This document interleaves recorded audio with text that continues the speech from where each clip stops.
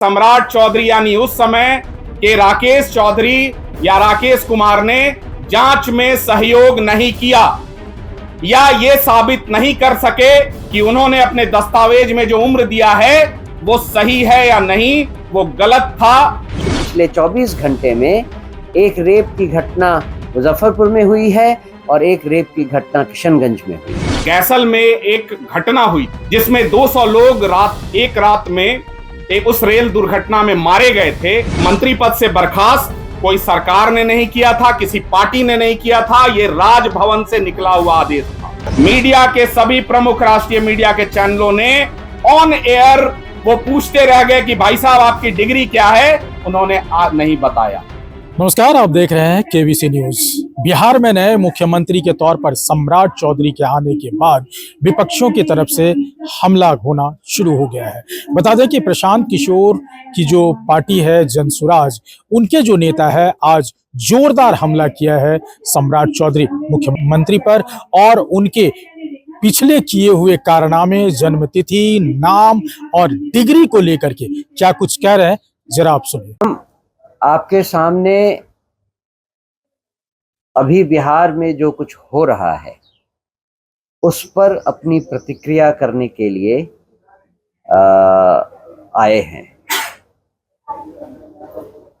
आपने खुद देखा कि पिछले कुछ दिनों में घटनाक्रम कैसे कैसे आगे बढ़ा है। जिस व्यक्ति के नाम पर चुनाव लड़ा गया, जिस व्यक्ति के लिए कहा गया 25 से 30 फिर से नीतीश, उस व्यक्ति को 6 महीने के अंदर बिहार से बाहर कर दिया गया। जितने वादे किए गए थे और जिस तरह से बिहार में अभी आधे से ज्यादा जिलों में सरकारी ऑफिसर्स को पैसे नहीं दिए जा रहे हैं, आप समझ सकते हैं कि बिहार में कोष की क्या हालत है। जो व्यक्ति अभी चीफ मिनिस्टर चुना गया है वो बिहार के लिए एक बहुत बड़ी विडंबना है। ज्ञान की धरती बिहार में आज मुख्यमंत्री वो व्यक्ति है जिसके पास पता नहीं कितने पढ़ाई तक की डिग्री है।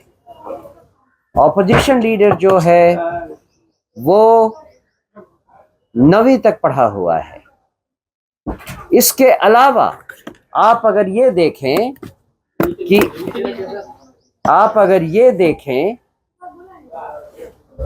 कि जिस व्यक्ति को अभी मुख्यमंत्री बनाया गया है वो अभी तक गृह मंत्री था और गृह मंत्री होते हुए बिहार में हर रोज एक हत्या, एक बलात्कार, कुछ कहीं न कहीं कोई न कोई दर्दनाक घटना होती रही है। प्रशासन बिल्कुल चेतना शून्य हो गया है। नीट की छात्रा के बारे में आप सब जानते हैं। पता चला कि नए चीफ मिनिस्टर बनने के तुरंत बाद उस व्यक्ति को बेल मिल गई है। ऐसी सरकार से बिहार की जनता और क्या एक्सपेक्ट करे सिवाय धोखा के, सिवाय दगा के। जो कुछ भी बिहार की जनता ने किया, ऐसी सरकार को लाए हैं जिससे उनका और उनके बच्चों का अगले 5 साल का भविष्य तो कम से कम और भी गहरे अंधकार में चला गया है। हमें आज नहीं मालूम, अभी अभी हमें खबर मिला है कि पिछले 24 घंटे में एक रेप की घटना मुजफ्फरपुर में हुई है और एक रेप की घटना किशनगंज में हुई है। आखिर ये क्या चल रहा है बिहार में? बिहार के बाहर जो भी बिहार की घटनाओं के बारे में सुनता है केवल इतना ही कहता है, कैसे राज्य में रह रहे हो? क्या है बिहार? क्या है बिहार की हालत? और आप कहते हो कि बिहार में सुधार करेंगे। जब जनता नहीं मान रही है, जब लोग ऐसे एक के बाद एक इस तरह के निर्लज्ज लोग शासन पे आ रहे हैं, तो बिहार में आगे और क्या स्थिति हम दिखाएं? तो जनसुराज की ओर से भी भारतीय जनता पार्टी, एनडीए और विशेष रूप से नए मुख्यमंत्री और दोनों उप मुख्यमंत्रियों को हम अपनी ओर से बधाई प्रेषित करते हैं। इसके साथ साथ मूलतः कुछ एक बातें जो हमारे माननीय प्रदेश अध्यक्ष जी ने कही हैं, मैं उनको नहीं छूऊंगा। और आज जनसुराज पहले से जिन विषयों पर लगातार वर्तमान में माननीय मुख्यमंत्री जी पर जो आरोप लगाए गए हैं, मैं उनको भी नहीं दोहराऊंगा, क्योंकि वो पब्लिक डोमेन में है और सबको पता है।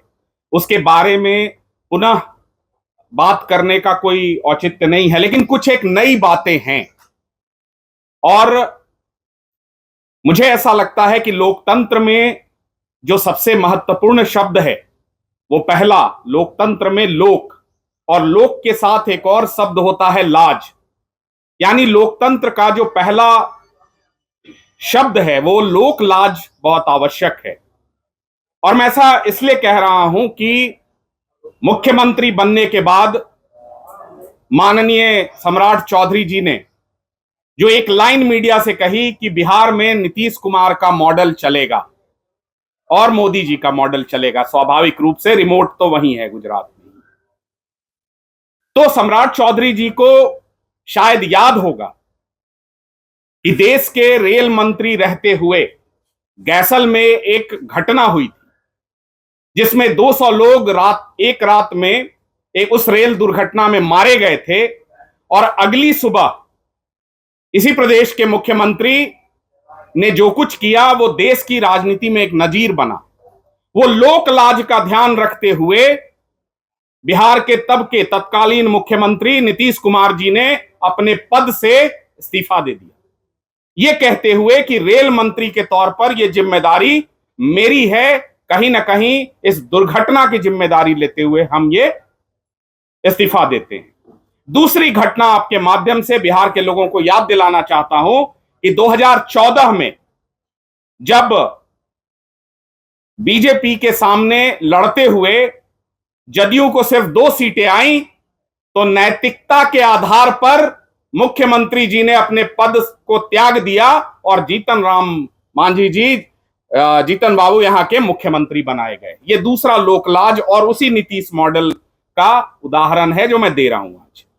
ये यही मेरा बिहार है जहां नैतिकता को प्रामाणिकता के साथ राजनीति में शुचिता को महत्व देते हुए पहले कई ऐसे उदाहरण हैं। लेकिन आज क्या हुआ है भाई, मैं आपको थोड़ा सा इतिहास में ले जाना चाह रहा हूं। 16 नवंबर 1999, यह तारीख याद रखिएगा, 16 नवंबर 1999। यह अभी वर्तमान में मुख्यमंत्री जी का जन्मतिथि भी है, जन्मदिन था उस दिन। और उसी दिन तब के राज्यपाल, ये आज से पहले मुझे नहीं लगता है कि मीडिया में इस बात की चर्चा की गई है, हम लोग बार बार बात करते हैं उनके एफिडेविट में बताए गए उम्र, नाम और जन्मतिथि की। मैं आपको 16 नवंबर 1999 में लेकर चल रहा हूं, जहां उस समय के बिहार के राज्यपाल सूरजभान जी ने एक आदेश जारी किया जिसमें उस समय मंत्री बनाए गए राकेश चौधरी, नाम था राकेश चौधरी। राकेश चौधरी जो अभी वर्तमान में सम्राट चौधरी हैं, इनको बर्खास्त करने का आदेश पारित किया तब के राज्यपाल सूरजभान जी ने। और उसके साथ साथ एक और आदेश था उसमें संलग्न, राकेश चौधरी जी पर जालसाजी, धोखेबाजी करने के लिए एफआईआर करने का भी निर्देश दिया गया था। यह मैं ऑन रिकॉर्ड कह रहा हूं, बड़ी जिम्मेदारी से कह रहा हूं। मंत्री पद से बर्खास्त कोई सरकार ने नहीं किया था, किसी पार्टी ने नहीं किया था, यह राजभवन से निकला हुआ आदेश था। और दूसरा, उन पर एफआईआर दर्ज इसलिए किया जाए कि उन्होंने अपनी उम्र, अपना नाम, अपना जो डिटेल है वो गलत बताया और इस आधार पर वो मंत्री पद से हटाए गए। बाद में एक जांच की कमेटी बैठी, उस समय बिहार के मुख्य चुनाव आयुक्त बसु साहब थे। बसु साहब ने अपनी रिपोर्ट पेश की, उसमें यह कहा गया कि सम्राट चौधरी यानी उस समय के राकेश चौधरी या राकेश कुमार ने जांच में सहयोग नहीं किया या ये साबित नहीं कर सके कि उन्होंने अपने दस्तावेज में जो उम्र दिया है वो सही है या नहीं, वो गलत था, ये आज भी ये रिपोर्ट कहीं ना कहीं राजभवन के आई एम श्योर आर्काइव में होगा, आप उसको एक्सेस कर सकते हैं। उस रिपोर्ट में ये कहा गया कि इन्होंने स्कूल छोड़ने का जो उम्र है उसमें 31 वर्ष है, मतदाता सूची में 24 वर्ष है, 1995 में कोर्ट में दाखिल किए गए एफिडेविट में 16 वर्ष है, और इस हिसाब से 16 नवंबर 1999 में अगर कोर्ट के एफिडेविट को सही माने तो 16 नवंबर 1999 को राकेश चौधरी जी की उम्र 20 वर्ष होनी चाहिए थी, और राजभवन कहता है कि हमको जो दस्तावेज दिए गए हैं उसमें 24 वर्ष है। तो मैं फिर कह रहा हूं कि देखिए ये लोक और लाज का विषय है। जनता ने जनादेश दे दिया है, 202 सीटें आ गई हैं, आप जिसको चाहें मुख्यमंत्री बना दें।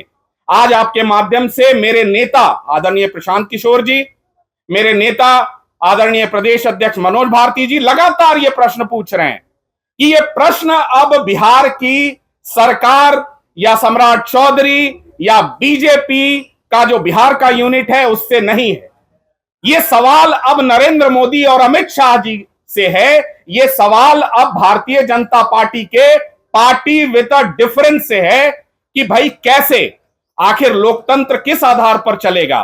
क्या ये आरोप हमने लगाए हैं? आज जो मैं कह रहा हूं ये तो राजभवन का दस्तावेज है, जाइए और आप चेक कर लीजिए। मीडिया के सभी प्रमुख राष्ट्रीय मीडिया के चैनलों ने ऑन एयर वो पूछते रह गए कि भाई साहब आपकी डिग्री क्या है, उन्होंने आज नहीं बताया।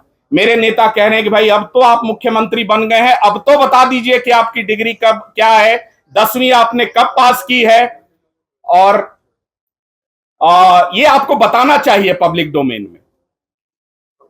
दूसरी बात यह है कि देखिए, जैसा हमारे माननीय प्रदेश अध्यक्ष जी ने कहा है, और ये हम आपके माध्यम से फिर कह रहे हैं कि बिहार के 14 करोड़ लोगों को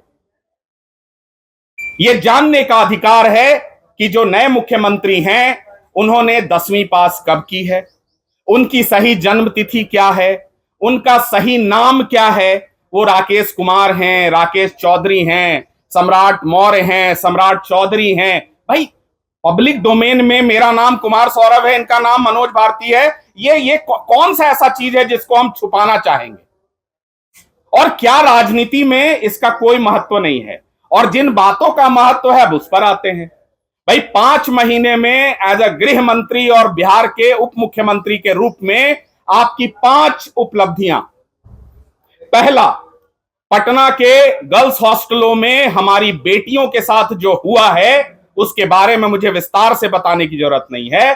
जब जनता का आक्रोश सामने आया, जब जनसुराज जहानाबाद गया, प्रशांत किशोर जी जहानाबाद गए, तब रातों रात 6 घंटे 8 घंटे के बाद एसआईटी का गठन होता है।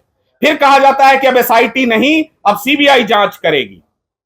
आज अभी 5 महीने, जनवरी आई थिंक ये 6 तारीख की घटना है, और आज अभी तक अप्रैल के अंत तक उस बच्ची के साथ क्या हुआ, उसकी न्याय की प्रक्रिया में क्या चल रहा है नहीं पता। कल अचानक पता चला कि सीबीआई ने कोई चार्जशीट ही दायर नहीं किया है। यानी एक पहले आपने सुना होगा नो वन किल्ड जेसिका, वैसे ही नो वन किल्ड नीट छात्रा।